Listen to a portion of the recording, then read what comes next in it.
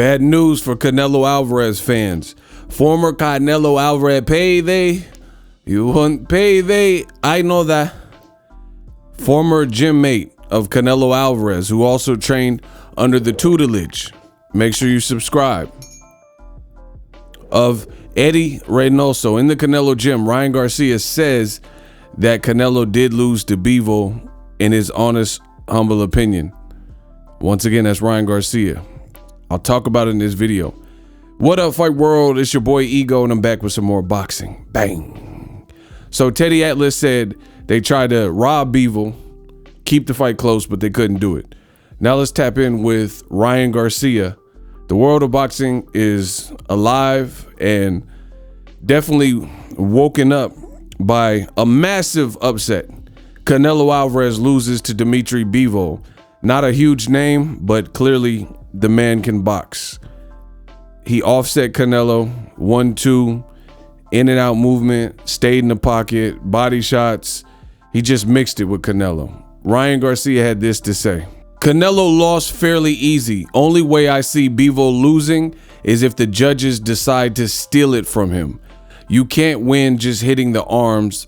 They aren't scoring blows, says Ryan Garcia on his verified page. What else does he have to say? Who is this guy on DAZN commenting? Honestly, some of the stuff that he is saying is just way off. Hashtag Canelo Bivol. While I don't always agree with anything anybody says, including Ryan Garcia, I think so far so good. I agree exactly with what he's saying. Canelo did lose the fight. It was easy to see that he was losing the fight. And, you know, it is what it is. And the DAZN commentary needs major improvement. Next, Ryan Garcia says Canelo is losing as of right now. So clearly he said this during the fight. And I just want to go back so you guys see basically a paper trail of all the various things that were being said. Again, Ryan Garcia being very honest in his assessment of his former gym mate, Canelo Alvarez, saying Canelo Alvarez, as of right now, he is losing. To which I agree. I think it was pretty convincing early on that Canelo was digging himself a hole. At the end of the fight, Ryan Garcia says, congratulations, Bivol. You are a great, dedicated, and disciplined fighter. Great performance. Hashtag Canelo Bivol.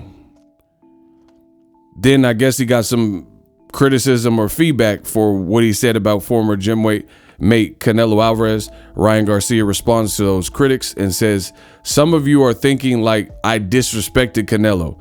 He's a legend and a great fighter. Simply gave an honest assessment of the fight, and I gave props to Bivol. What is some of you on about? I understand, Ryan Garcia. It's the Chupapi Muñeños, the Canelo man fans. Canelo fans. It's funny because people for years have said that Canelo is the face of boxing, but then they don't want Canelo to face criticism. They don't want him to face the music.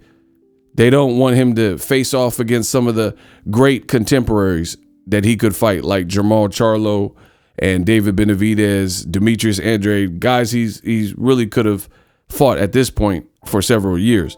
And it's just funny.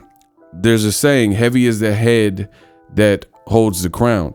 Canelo and his fan base, they want Canelo to be the king, but they want him to be removed from all levels of any type of criticism. Every fighter gets some sort of hate, but Ryan Garcia says, again, Canelo lost fairly easy. Only way I see Bivol losing is if the judges decided to steal it from him. You can't win just by hitting arms. They aren't scoring blows. Yeah, that last tweet was a dig at Canelo. I'm human, so what? He said some shady ish about me, cry me a river. So this is what Ryan Garcia had to say pending the outcome of Canelo versus Bivol. He congratulated Bivol. This is his old gym mate, and that's it. Now, a couple things come to mind. For starters, Canelo lost handedly, so I agree with Ryan Garcia there. But you have a fighter who fights with Golden Boy, who Canelo used to be with, that currently fights on DAZN, and guess what he's saying? He's saying the DAZN commentary is basically pretty bad. He said this guy is just rambling. I mean, I read the tweet for you guys. This guy is just saying stuff that's not making sense. So that's definitely a sign and signal that the DAZN curse continues, and they definitely need to step up their commentary. But that's just a quick sidebar. As far as the fight, we all know Canelo was losing the fight. What is very interesting that people need to take into consideration is how come so many different people, from myself to Teddy Atlas to Ryan Garcia to Christina Poncher to just various people in the boxing community, everybody was worried about the scorecards. When that 115-113 was read, which wasn't an indication of Canelo Bivol fight, everybody was concerned. And this is an ongoing problem with Canelo Alvarez's scorecards. How come Canelo Alvarez's scorecards always seem to have this particular problem where you don't know? It's like Forrest Gump. When Forrest Gump said, life is like a box of chocolates. You never know what you're gonna get. Bro, Canelo Alvarez fights, they're like a box of chocolates. You never know what you're gonna get. You never know what you're gonna get when it comes to Canelo Alvarez judges, like a box of chocolates. And that's a travesty for the world of boxing, because you get paid. I think they released the salaries. It was like $8,000 to $10,000 for one night of work to judge a fight. Hopefully it's a sport. You love the sport of boxing if you're a judge, and all you have one job: watch this particular fight and score it based on the rules and the criteria you should be looking for.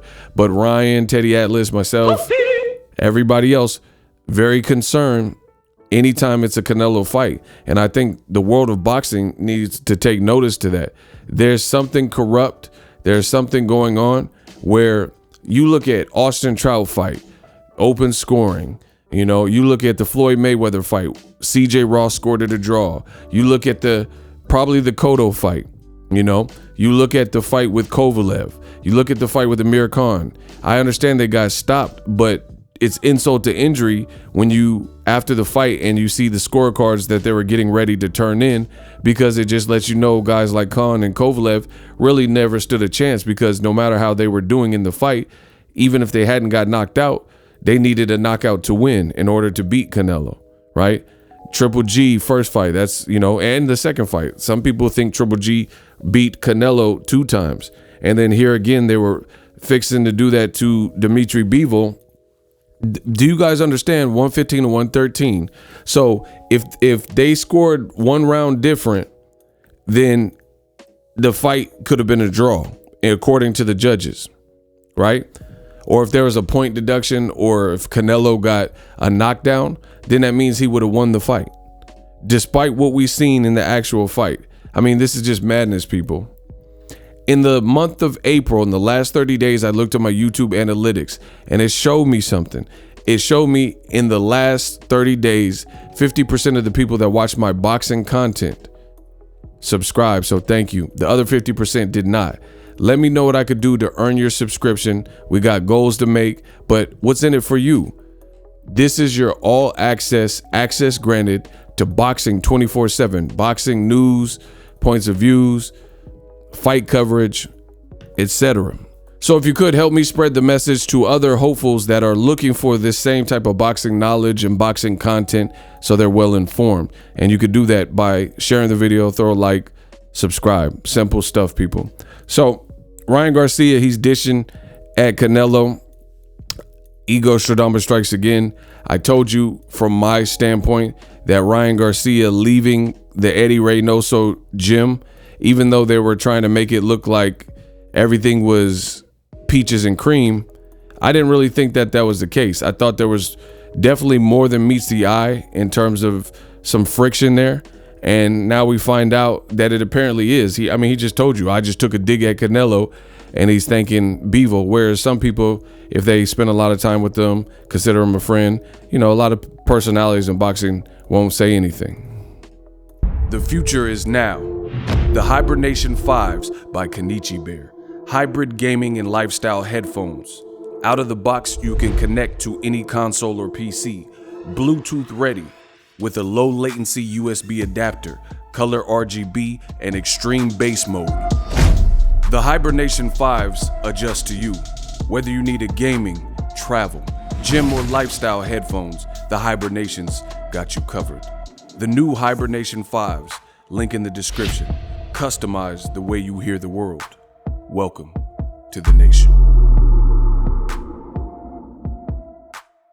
Are you tired of your YouTube videos not getting any views? Well, consider TubeBuddy. I've used TubeBuddy for years to scale up my YouTube channel. Now we're sitting over 200,000 subscribers. TubeBuddy is a browser extension that offers a ton of built-in productivity and time-saving services to take your channel to the next level. Use my link in the description to get started with TubeBuddy and level up your channel faster. We working.